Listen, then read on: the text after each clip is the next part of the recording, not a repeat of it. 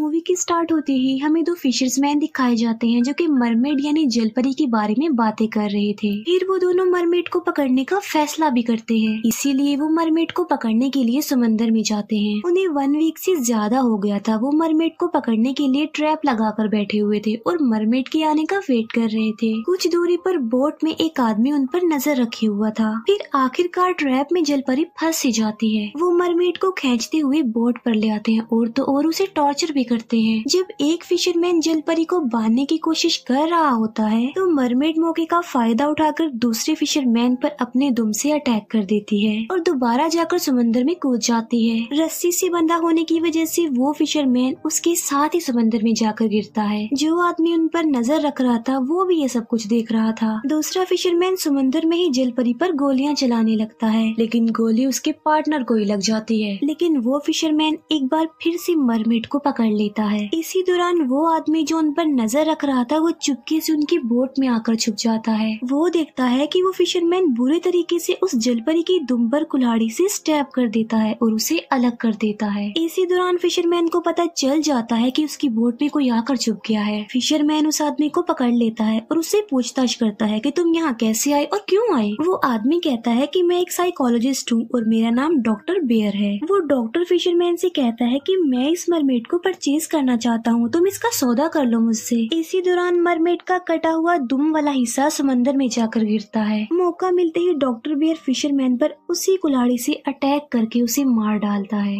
बाद में वो डॉक्टर जलपरी की आधे बॉडी के पार्ट पर रिसर्च करता है। वो देखता है कि जलपरी की आधी बॉडी कट चुकी है, मगर इसके बावजूद भी वो जिंदा है। थोड़े दिनों बाद जलपरी की बॉडी पर अजीब सी स्किन आ रही थी और वो बगैर कुछ खाए जिंदा भी थी। और तो और वो काफी दिनों से एक ही जगह पर पड़ी हुई थी। फिर 63 डेज बाद उसकी बॉडी से वो स्किन रिमूव हो जाती है। इसी दौरान उसकी इंसानों जैसी टांगे और पैर भी जनरेट हो चुके थे। आहिस्ता आहिस्ता उसकी टांगे और पैर बिल्कुल ठीक हो गए थे, लेकिन अभी भी वो चलने के काबिल नहीं थी और वो मरमेड सिर्फ मछलियाँ ही खाती थी। इस जलपरी पर और ज्यादा रिसर्च करने के लिए डॉक्टर बेयर उसे अपने मेंटल अजाइलम में ले आते हैं। और अजीब बात ये थी कि उस मेंटल अजाइलम में सिर्फ लड़कियां थी। वहाँ पर एक लड़की का नाम होता है जून। जून जो कि हमेशा एक लड़की से बातें किया करती थी और वो लड़की सिर्फ जून को ही नजर आती थी और किसी को नहीं आती थी। यानी इसका मतलब साफ था कि वो लड़की भूत थी। डॉक्टर बेयर जब जलपरी को वहाँ पर लेकर आता है तब वो लड़की जलपरी को भी नजर आ रही थी, जो जून को भी नजर आती थी। जो जुल्म जलपरी के साथ हो रहे थे उसकी वजह से वो काफी सैड थी। वो हमेशा गीले रहने या पानी में रहने की कोशिश करती थी। कैमरास के जरिए डॉक्टर बेयर उस पर कॉन्टिन्यूसली नजर भी रख रहा था। जून जब उस लड़की के भूत से बातें कर रही होती है तब हम ये जान पाते हैं कि वो लड़की तो 10 साल पहले मर चुकी है, लेकिन उस लड़की का गोस्ट ये बात एक्सेप्ट नहीं कर रहा था कि वो मर चुकी है। वो समझती थी कि मैं भी उन लड़कियों जैसी एक जिंदा लड़की हूँ जो कि इस मेंटल अजाइलम में है और अब उसे सिर्फ जून और मरमेड ही देख सकते थे। जून जब उस लड़की के भूत से बातें किया करती थी तब सब लोग उस पर हंसते थे, ये कहते हुए कि ये किसी सोल से बातें कर रही है। अब उस लड़की का भूत मरमेड से भी बातें करने लगा था और वो मरमेड की हेल्प करने की कोशिश भी करती है। जलपरी एक नर्स जिसका नाम सैंड्रा होता है उससे एक दूसरी लैंग्वेज में बातें कर रही होती है। जलपरी के साथ जो बीत चुका था वो सब कुछ बता रही थी, लेकिन नर्स सैंड्रा को कुछ भी समझ नहीं आ रहा होता कि आखिर वो कह क्या रही है। मरमेड की बातों को अंडरस्टैंड करने के लिए सैंड्रा लैंग्वेजेस एक्सपर्ट एक आदमी को बुलाती है और वो आदमी मरमेड से बातें करता है। मरमेड कहती है कि यहाँ पर एक लड़की है जो किसी को भी नजर नहीं आती, जिस पर जून कहती है कि मुझे भी वो लड़की दिखाई देती है। जलपरी कहती है कि मैं इस जमीन की, इस दुनिया की नहीं हूँ, बल्कि मैं समंदर की दुनिया की हूँ, यानी मैं एक मरमेड हूँ, एक जलपरी हूँ। वो कहती है कि मेरी टेल भी काट दी गई बड़े ब्रूटल तरीके से। अब क्योंकि मैं इस दुनिया में आ गई हूँ तो इंसानों जैसे मेरे पाँव आ गए हैं। वो कहती है कि ये लैंग्वेज हमने कुछ लोगों से सीखी थी जो फिशर्समैन थे और समंदर में आए थे, और वो फिशर्समैन बहुत सारी जलपरियों को अपने साथ जमीन पर ले आए। इस जमीन पर कुछ लड़कियां हैं जो उन जलपरियों की बेटियां हैं, और एक हकीकत ये कि एक जलपरी की बेटी यहाँ भी मौजूद है। जलपरियां पानी के बगैर जमीन पर सरवाइव नहीं कर सकती। जमीन पर कुछ दिन और रहने से से वो भी मर सकती है। ये बातें सुनकर सब लोग काफी हैरान रह जाते हैं, लेकिन कोई भी इस बात पर यकीन नहीं करता। लेकिन डॉक्टर बियर को गुस्सा आ जाता है कि मरमेड ने अपनी हकीकत सबको क्यों बता दी। इसीलिए वो पनिशमेंट देने के लिए मरमेड को बड़े बुरे तरीके से घसीटते हुए ले जाता है और उसे ले जाकर एक सेल में बंद कर देता है। जलपरी के साथ उस लड़की का गोश्त भी चला जाता है। उसके साथ ऐसा होता देखकर बाकी गर्ल्स काफी अपसेट हो जाती हैं और उनमें से एक लेडी जलपरी के पास जाने का फैसला करती है। वो लेडी चुपके से जलपरी के पास जाती है, लेकिन डॉक्टर बियर उसे देख लेता है। वो डॉक्टर बियर से पूछती है कि मरमेड कहाँ पर है। डॉक्टर बियर उसे कहता है कि वो बेसमेंट में है। डॉक्टर बियर उस लेडी को नहीं रोकता बल्कि उसे जाने देता है। वो लेडी जब जलपरी को ढूंढ रही होती है तब उस लड़की का घोस्ट उस लेडी को बुलाता है, लेकिन लेडी को उस घोस्ट की आवाज सुनाई नहीं देती। वो लेडी एक ऐसी जगह पर आ जाती है जहाँ पर एक पागल औरत थी जो उस पर अटैक कर देती है। डरते हुए वो लेडी एक सीक्रेट रूम में जा पहुँचती है जहाँ उसे एक डॉग मिलता है जो कि कैनिबल था और इस डॉग को डॉक्टर बियर ने यहाँ पर पाला हुआ था। अंधेरा वहाँ पर काफी होता है जिसकी वजह से वो लेडी कुछ भी देख नहीं पाती। वो कैनिबल डॉग उस लेडी पर अटैक कर देता है और वो लेडी मर जाती है। यहाँ पर ये बात क्लियर हो जाती है कि डॉक्टर बियर एक अच्छा इंसान नहीं था। उसने मरमेड के अलावा बाकी लड़कियों के साथ भी काफी गलत किया हुआ था। वो लड़कियों को मारने के बाद उनका गोश्त उस कैनिबल डॉग को खिला देता था। सैंड्रा डॉक्टर बियर से उस लेडी के बारे में पूछती है जिसे डॉग मार चुका था। डॉक्टर बियर कहता है कि वो लेडी का ट्रांसफर कहीं और हो गया है और वो बिल्कुल ठीक है और सेफ है।